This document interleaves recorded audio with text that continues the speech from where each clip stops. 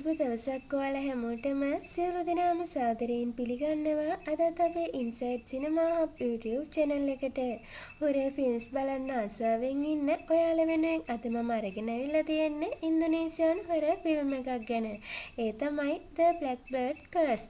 ඉතින් ආදරයෙන් ආරාධනා කරනවා හැමෝටම ෆිල්ම් එකේ පළවෙනි විනාඩියේ ඉඳන්ම අවසාන විනාඩිය වෙනකම්ම අපිත් එක්ක රැඳිලා ඉන්න කියලා. ඒ වගේම තමයි අපේ YouTube channel එක තාමත් subscribe කරපු නැති කෙනෙක් ඉන්නවා නම් දැන්ම subscribe කරලා ෆිල්ම් එක බලන්න අපිත් එක්ක එකතු වෙන්න. කතාව ආරම්භ වන්නේ ලොකුවට ලෑස්ති වෙන වෙඩින් එකකින්. මේ ලෑස්ති වෙන්නේ රීනා කියන ගැණු ළමයාගේ කසාදෙට. රීනා තමන්ගේ ජීවිතේ අලුත් පියවරක් තියන්න යන එක ගැන ගොඩක් සතුටින් හිටියේ. ඇගේ අම්මත් එක්ක මේ ගැන ගොඩක් උද්‍යෝගයකින් තමයි හිටියේ. ටික වෙලාවකින් රීනා සහ ඇගේ අම්මා කතා බස් කරනවා. අම්මා ඇයට තේරුම් කරලා දෙනවා කසාදෙන් පස්සේ වගකීම් වැඩි වෙනවා කියලා. ඒ වගේම රීනාගේ නැති වුණු තාත්තා ජීවතුන් අතර හිටියානම් අද ගොඩක් ආඩම්බර වෙනවා කියලා ඇය කියනවා. ඇත්තටම අම්මට ඕනේ උනේ රීනා තමන්ගේ අතීතය අමතක කරලා ඉදිරියට යන්නයි. මොකද රීනා ඒ දේවල් ගැන ගොඩක් හිතලා දුක් වෙන කෙනෙක්. හැබැයි මේ වෙලාවේ රීනා තමන්ගේ ස්වාමි පුරුෂයා වෙන ප්‍රම් එක්කත් සතුටින් ජීවත් වෙනවා කියලා අම්මට පොරොන්දු වෙනවා. අම්මා කාමරයෙන් ගියාට පස්සේ රීනා කණ්ණාඩියෙන් තමන්ගේ රූපය දිහා බලාගෙන ඉන්නවා. හැබැයි එකපාරටම කණ්ණාඩිය පුපුරලා යනවා. ඒත් එක්කම තාත්තා එක ගත්ත ෆොටෝ එකක් බිමට වැටෙනවා. රීනා ඒක අරන් ආයෙමත් එල්ලනවා. ඔය අතරේ කාමරේ ලයිට් නිවි නිවි පත්තු වෙන්න ගන්නවා. රීනා මේ ගැන අම්මෙන් ඇහුවාම අම්මා කියන්නේ ෂෝට් සර්කිට් එකක් වෙන්න ඇති කියලා. රීනා ආයෙත් කාමරයට එද්දී අර ෆොටෝ එක ආයෙමත් බිම්වලලා බිඳලා තියෙනවා. ඇය දකිනවා. ඇය ඒ ගැන දුක් වෙනකොටම දොර අසලින් වයසක මිනිහෙක්ගේ රූපයක් ඇයට පේනවා. රීනා බය වෙලා ඒ මිනිහා පස්සෙන් එළියට යනවා. හැබැයි එකපාරටම ඒ මිනිහා අතුරුදහන් වෙනවා. මේ අතර මගුල් ගෙදර චාරිත්‍ර සඳහා තියලා තිබුණු පෑන් කළු පාට වෙලා ඒකෙන් කුණු කඳක් එන්න ගන්නවා. රීනා ඒ ළඟට ගිහින් බලද්දී ඒ වතුර අස්සේ මැරුණු මීයෙක් ඉන්නවා දකිනවා. ඒ වෙලාවෙම එතනදෙන ආගමික පූජකතුමා මේ කළු වතුර සහ මීය දැකලා කියනවා මේකේ තියෙන ලේ මේක ලොකු අසුබ ලකුණක් කියලා. මේක අහලා හැමෝම පුදුම වෙනවා. ඊට පස්සේ කතාව ඉදිරියට යන්නේ රීනා සහ ප්‍රම්ගේ විවාහය. රීනා සහ ප්‍රම්ගේ විවාහය දැන් අවසන් වෙලා ප්‍රම්ට රැකියාවෙන් උසස් සීමාවක් ලැබුණු නිසා ඔහුගේ ඔෆිස් එකෙන් ලැබුණු අලුත් ගෙදරකට ඔවුන් පදිංචියට යනවා. යන අතරමඟදී රීනා තමන්ගේ මගුල් ගෙදරදී සිදු වුණු අමුතු දේවල් ගැන ප්‍රම් එක්ක කියනවා. හැබැයි ප්‍රම් ඒ හැම දෙයක්ම සෑල්ලුවට අරන් කියන්නේ ඒවා නිකම්ම අහම්බෙන් සිදු වුණු දේවල් විතරක් වෙන්න ඇති කියලා. ඔවුන් අලුත් ගෙදරට ගියාට පස්සේ ප්‍රම් රීනාව මිස්ටර් මූරි සහ මිස්ටර් ඩාට්ට හඳුන්වලා දෙනවා. ඔවුන් සතියකට වරක් මේ නිවස පිරිසිදු කරන්නේ නෑයි. හැබැයි ගෙට ඇතුළු වෙනකොට මුළු සාලේ පොළවේ මඩ තැවරිලා තියෙනවා ඔවුන් දකිනවා. ඒ කියන්නේ ඔවුන් හරියට පිරිසිදු කරලා නැහැ. හැබැයි මූරි නම් කියන්නේ තමන් හැම දෙයක්ම හොඳටම පිරිසිදු කළා කියලා. ප්‍රම් ඔවුන්ට ඒක ආයෙමත් පිරිසිදු කරන්න කිව්වත් රීනා හොඳින් නිරීක්ෂණය කරද්දී තේරෙනවා ඒ තියෙන නිකම්ම මඩ නෙමෙයි. කාගේ හරි අඩිසලකුණු වගේක් කියලා. මේකෙන් ඇයට ලොකු එදා රෑ ප්‍රම් සහ රීනා නිදා ගන්න හැදුවත් රස්නේ හින්දා උන්ට නිින්ද යන්නේ නැහැ. ඒ මදිවට ගෙදර කිසිම ෆෑන් එකක් තිබුණෙත් නැහැ.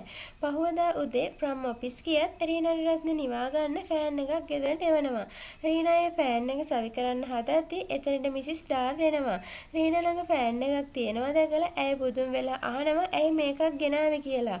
මෙහෙ ගොඩක් රස්නේ කියලා රීනා කිව්වහම මිසිස් ඩාර් තවත් බය වෙනවා. ඇය කියනවා මේ ප්‍රදේශයේ ස්වභාවයෙන්ම ගොඩක් සීතලයි. ඒ නිසා කවුරුත් මේ ෆෑන් පාවිච්චි කරන්නේ නැහැ කියලා. Tamanට විතරක් මෙච්චර රස්නයක් දැනෙන ඇයි කියලා රීනාටත් හිතා ගන්න බැරි වෙනවා.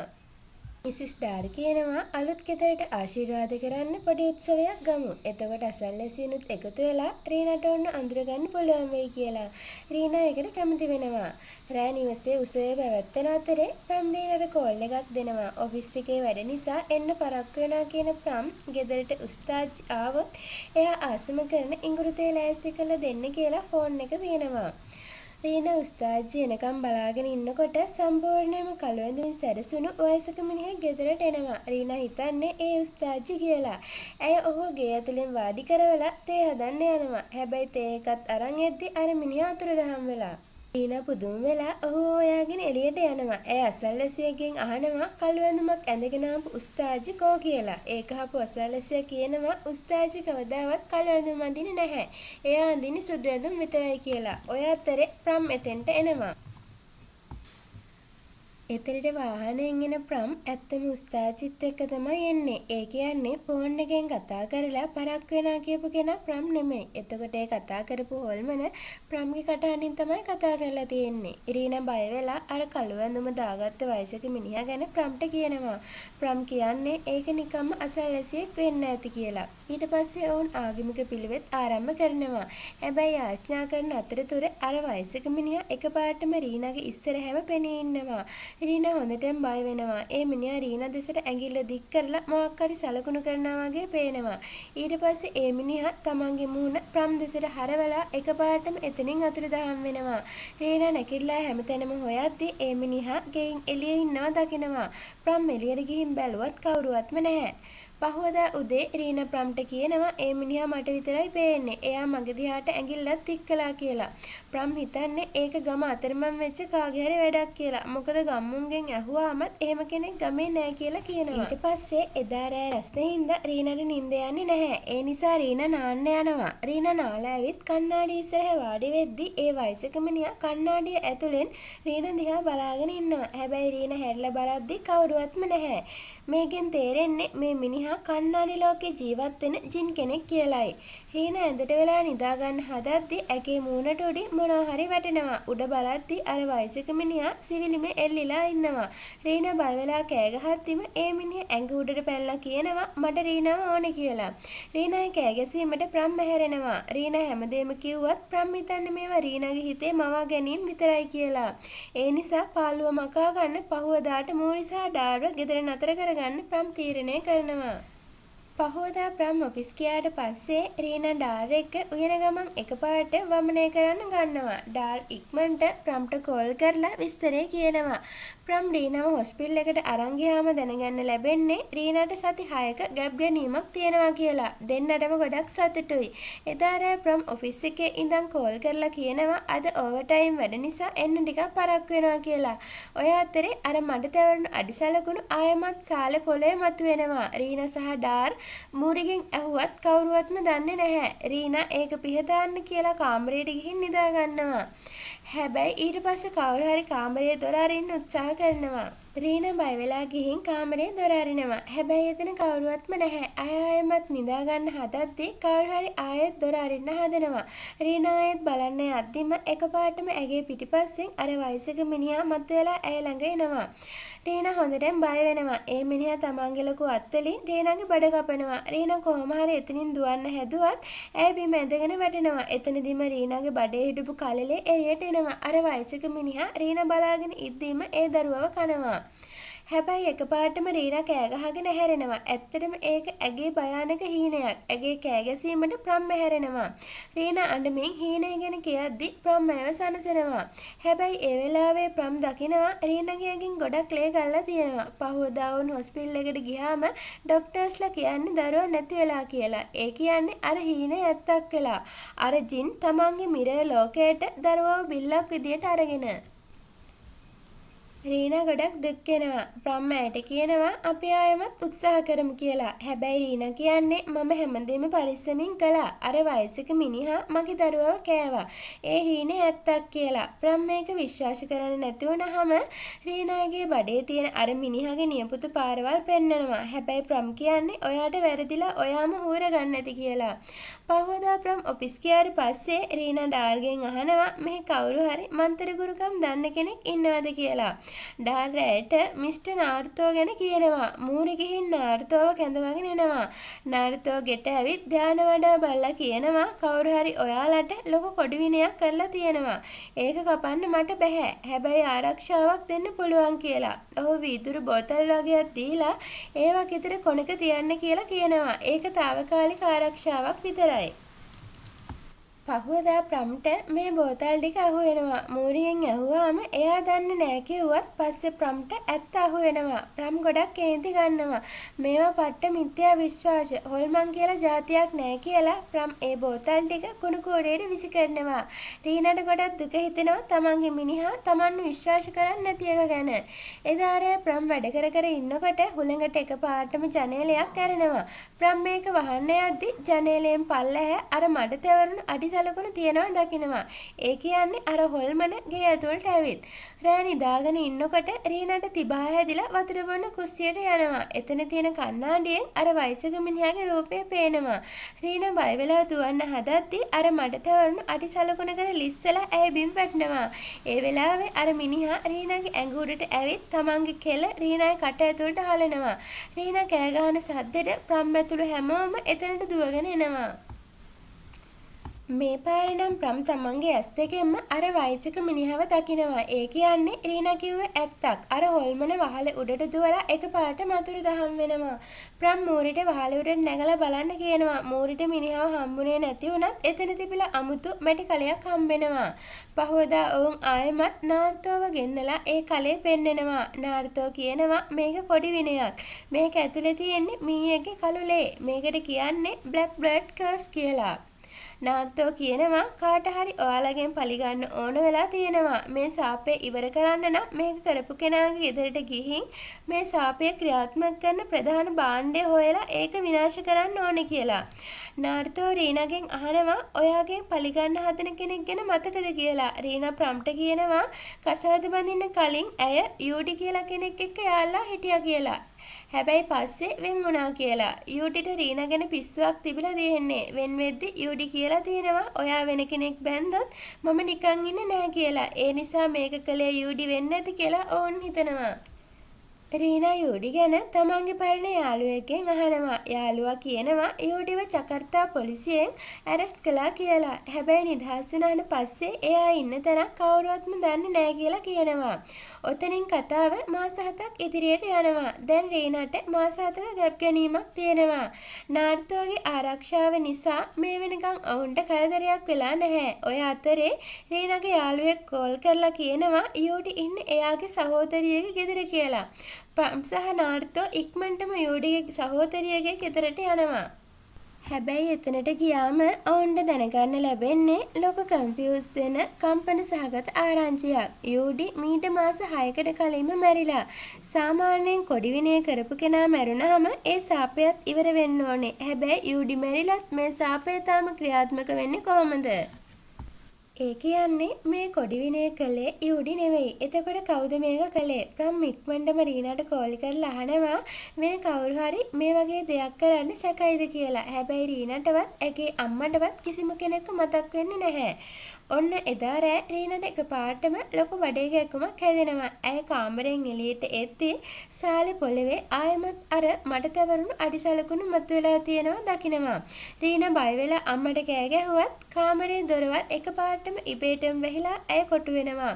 ඒ මදිවට අර නාර්තෝ දීපු ආරක්ෂිත බෝතලුත් කුඩු වෙලා යනවා. ඒ කියන්නේ මේ යක්ෂයා හැම වෙලාවෙම ඉන්නේ නැහැ. ඌ එන්නේ 7 ඉලක්ක මුල් කරගෙනයි. ඒ කියන්නේ කසාදෙන් දවස් 7කට පස්සෙත් ඊට පස්සේ සති 7කිනුත් දැන් මාස 7කින් එකපාරටම අර වයසක මිනිහා මතුවලා රීනාගේ පිටිපස්සෙන් අල්ලාගෙන ඇගේ බඩ දරුණු විදියට කපනවා. ඔය වෙලාවෙම ප්‍රම් සහ නාර්තෝ දොර කඩාගෙන ගේ ඇතුළට එනවා. නාර්තෝ තමන්ගේ බලයෙන් ඒ ජින්ව එලවලා මදමද්දී රීනා ඒ වෙලාවෙම බිහිසුණු විදියට තමන්ගේ දරුවා ප්‍රසූත කරනවා. ඔවුන් වෙලාවට ආපු නිසා දරුවා බේරෙනවා. නැත්නම් ජින් මේ දරුවවත් අරන් යනවා. රීනාට ලැබෙන්නේ ලස්සන දුවෙක්. පහුවදා ඔවුන් දරුවව හොස්පිටල් එකට අරන් ගියාම නාර්තෝ එතනට එනවා. රීනා අහනවා දරුවා නිරෝගීව ඉපදුණු නිසා සාපේ ඉවරද කියලා. හැබැයි නාර්තෝ කියනවා නැහැ මේ සාපේ තාමත් ඒ දරුවාගේ ලේවල තියෙනවා. ජින් පළමු පාර ආවේ සති 7ේදී. දෙවෙනි පාර මාස 7ේදී. ඊළඟ පාර ඌ අනිවාර්යයෙන්ම එන්නේ මේ දරුවාට අවුරුදු 7ක් ලබද්දි කියලා. මේක අහලා දෙන්නම හොඳට බය වෙනවා. කතාව ඔතනින් අවුරුදු 7ක් ඉදිරියට යනවා. ඔවුන් තමන්ගේ දුවට දුයි කියලා නමක් තියනවා. හැබැයි දුයි කියන්නේ සාමාන්‍ය ළමෙක් නෙවෙයි. ඇගේ එක උරහිසක් උඩට ඉස්සෙලා කකුල් වල අමුතු සලකුණු තියෙනවා. ඒ විතරක් නෙවෙයි ඇයට කතා කරන්නත් බෑ. දුයිගේ ඇඟේ අර ජින්ගේ ලේ කලවම් වෙලයි තියෙන්නේ. මොකද අර ජින් තමන්ගේ කෙල රීනාගේ කටට හැලුව අවස්ථාවේ මේක සිද්ධ වෙලා තමයි තියෙන්නේ. දවසක් දුයිව ගෙදර පේන්නේ නැති නිසා රීනාව හොයන්න දුවනවා. දුයි එළියේ පිහියකින් වලක් කාරනවා දැකලා රීනා පිහිය ඉල්ලුවා. දුයි රීනාගේ අත කපලා දුවනවා. රීනා ආයෙත් ගෙට ඇවිත් දුයිගේ කාමරේ බලද්දී දුයි අමු සතෙක්ව කනගමන් තමයි ඉන්නේ. මේක දැකලා රීනා හොඳටම කම්පණය වෙනවා. ඇය ප්‍රම් ළඟ අඬමින් කියනවා තව දවස් දෙකකින් අපේ දුවගේ 7 වෙනි උපන්දිනේ. එතකොට අර ජින් ඇවිත් දුව වරන් යයි කියලා. ප්‍රම් ඇයව සනසලා කියනවා නාර්තෝ මේ පාර ලොකු බලවත් කෙනෙක්ව එක්කන් එනවා කියලා. පහවදා නාර්තෝ තමන්ගේ ගුරුන් වහන්සේ වෙන මිස්ටර් යායි සහ ඔහුගේ පුතා වෙන ආර්යව එක්කන් එනවා. රෑ 12 වෙද්දි ජින් එන නිසා ඔවුන් හැමෝම ලෑස්ති වෙනවා.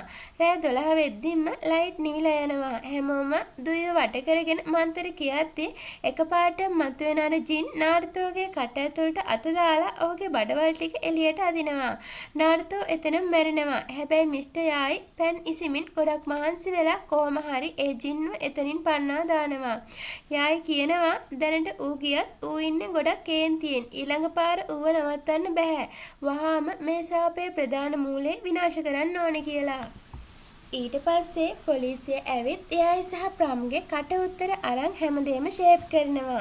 පොලිසිය ගියාට පස්සේ එයායි කියනවා කවුරු හරි ලොකු ඇත්තක් හංගනවා කියලා. එතකොටයි ප්‍රම් අඬමින් ඇත්තම විස්තරය කියන්නේ. ප්‍රම් කියනවා මේ කොඩි විනය කළේ මවාර් කියන ගැහණු කෙනෙක් කියලා.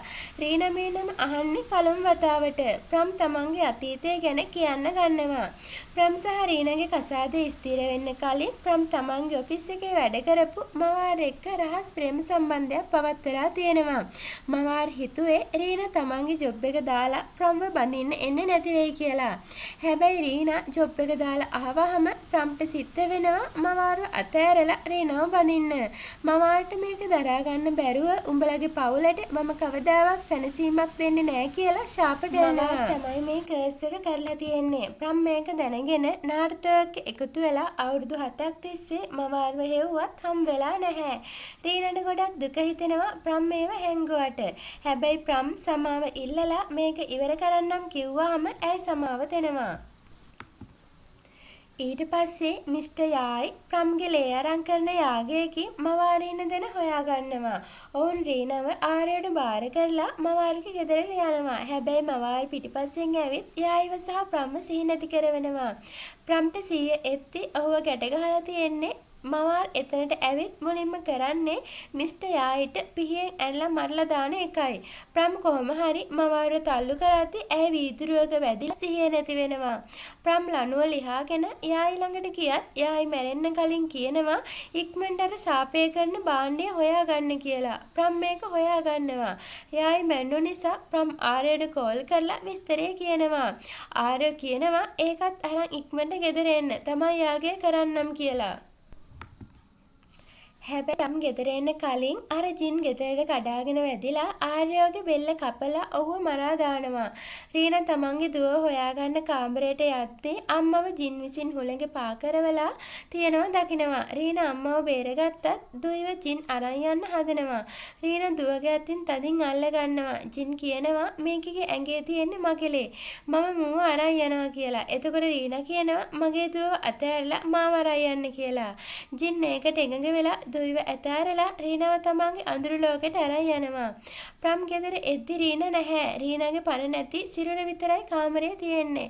ප්‍රම් හොඳටම අඬනවා. තමන් නිසායි මේ හැමදේම වුනේ කියලා. හැබැයි මේක මෙතනින් ඉවර කරන්න හිතන ප්‍රම් දුවව අම්මට බාර කරලා ආයෙමත් මවාර්ගේ ගෙදරට යනවා.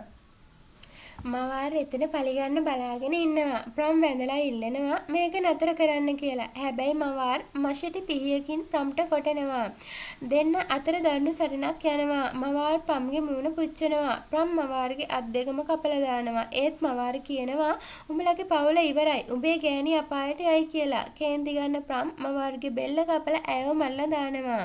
මවාර් මැන්නු ගමන් ඒ දඬු සාපේ සහ මුලින්ම නැති වෙලා යනවා. ගෙදර ඉන්න දුයිගේ ඇඟේ තිබුණු සල සලකුණු ඇද වුණු හුරිස්ස ඔක්කොම සාමාන්‍ය තත්ත්වයට පත් වෙනවා. ඇයට කතා කරන්නත් පුළුවන් වෙනවා.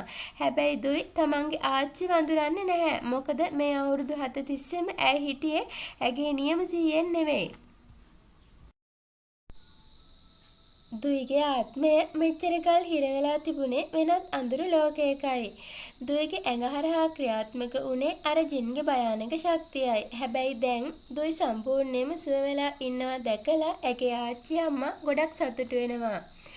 අනෙක් අතට රීනා නැති වුණ දුකට ප්‍රම්ට දරා ගන්න බැරි වෙනවා. රීනා නැතුව තමන්ට ජීවත් වෙන්න බෑ කියලා තේරුම් ගන්න ප්‍රම් මේ හැමදේටම වැරදිකාරයා තමන් කියන පසුතැවීමත් එක්ක අවසානයේදී තමන්ගේ ජීවිතයත් නැති කරගන්නවා. ජින් විසින් රීනාව අරන් ගියේ තමන්ගේ වැරදි නිසා කියලා ඔහු හොඳට තේරුම් ගන්නවා. කතාව ඔතනින් තවත් අවුරුදු කිහිපයක් ඉදිරියට යනවා. දැන් දුයි ලොකු ළමෙක් වෙලා ඇගේ විශ්වවිද්‍යාල උපාධිය බව සාර්ථකව අවසන් කරලායි තියෙන්නේ. කුඩා කාලයේ ඉඳන්ම ඇව හැදුවේ ඇගේ ආච්චි අම්මා. තමන්ගේ උපාධි උත්සවයේදී කතාවක් පවත්වන දුයි කියනවා තමන් හැදුනේ අම්මා තාත්තා කවුද කියලා දන්නේ නැතුව ඔවුන්ගේ කිසිම මතකයක් නැතුව වුණත් ඔවුන් කොහේ සිටියත් අද තමන් දිහා බලාගෙන ගොඩක් සතුටු වෙනවා ඇති කියලා. මේ කතාව අහලා ආච්චි අම්මගේ ඇස්වල කඳුළු වෙනවා. දුයි තමන් වෙනුවෙන් ඇගේ දෙමව්පියන් කරපු මේ පරිත්‍යාගය ගැන කිසිම දෙයක් දන්නේ නැහැ. ඔන්න ඔහොමයි මේ චිත්‍රපටයේ ලස්සන කතාව අවසන් වෙන්නේ. ඉතින් ඔයාලට මේ ෆිල්ම් එක ගැන හිතන දේ පහලින් කමෙන්ට් එකක් දාගෙන යන්න. ඒ වගේම තමයි අපේ YouTube channel එක තාමත් subscribe කරපු නැති කෙනෙක් ඉන්නවා නම් දැන්ම subscribe කරන්න අමතක කරන්න එපා. තවත් ලස්සන අලුත් ෆිල්ම් එකකින් හම්බෙන එක ගිහින් එන්න. සුබ දවසක් ඔයාලා හැමෝටම.